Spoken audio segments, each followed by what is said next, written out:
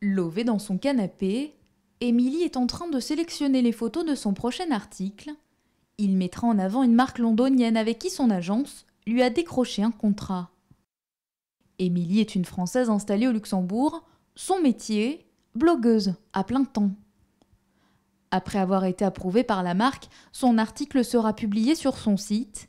Les plus belles images, shootées par un photographe professionnel, vont attirer plus de 3000 lectrices par jour.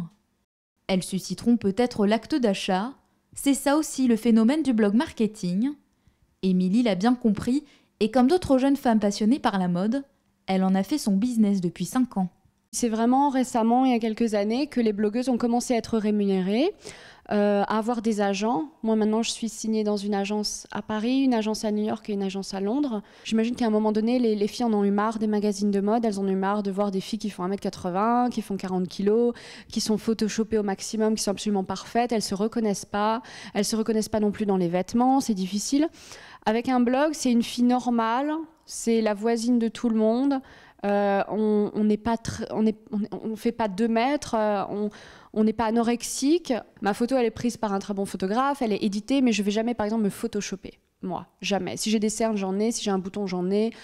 Si j'ai pris 4 kilos parce qu'à New York, j'ai mangé trop de burgers, ben tant pis. Si les marques la contactent, c'est aussi pour son audience grandissante. Son site attire une fourchette de 100 000 à 150 000 lectrices par mois. C'est moins que certaines blogueuses qui ont fait de leur site web un véritable empire. L'italienne Chiara Ferragni ou l'américaine Julie Sarignana font partie de ces blogueuses influentes sur la toile, dont les contrats peuvent leur apporter plusieurs millions d'euros par an. Des articles souvent sponsorisés, mais dont la collaboration n'est pas toujours mentionnée. Question d'éthique. Où s'arrête l'indépendance de ces jeunes femmes ? Ça dépend de chaque blogueuse, ça dépend de leur stratégie, ça dépend de... Qu'est-ce qui compte pour elles ? Est-ce que leur blog compte plus que leur compte en banque ?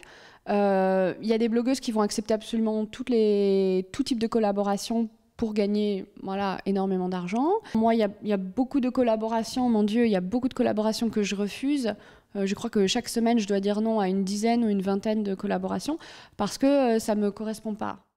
Une attitude qui a permis à Émilie de perdurer et prospérer sur la toile depuis 5 ans. À 30 ans, elle est aujourd'hui sa propre patronne et possède le statut de chef d'entreprise. Sa dernière bataille, elle l'amène au quotidien auprès de ses proches notamment, où l'image du blogging reste encore marginale. Les gens qui ne savent pas ce qu'on fait voient un blog et se disent « Qu'est-ce que c'est que ça ? Cette fille, elle a juste bidouillé un site sur lequel elle se prend en photo. » Les gens ont du mal à comprendre. Voilà. En fait, c'est un vrai business et mon blog, c'est ma société. Donc, mon blog, c'est comme un magazine de mode que je gère moi toute seule. J'ai ma ligne éditoriale à tenir.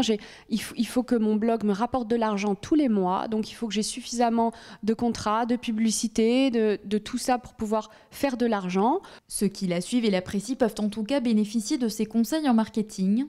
La jeune femme vient de lancer des ateliers de blogging. C'est une première au Luxembourg et l'initiative connaît un véritable succès. Le premier cours affiché complet et le second, organisé mercredi prochain, devrait rassembler une communauté tout aussi importante.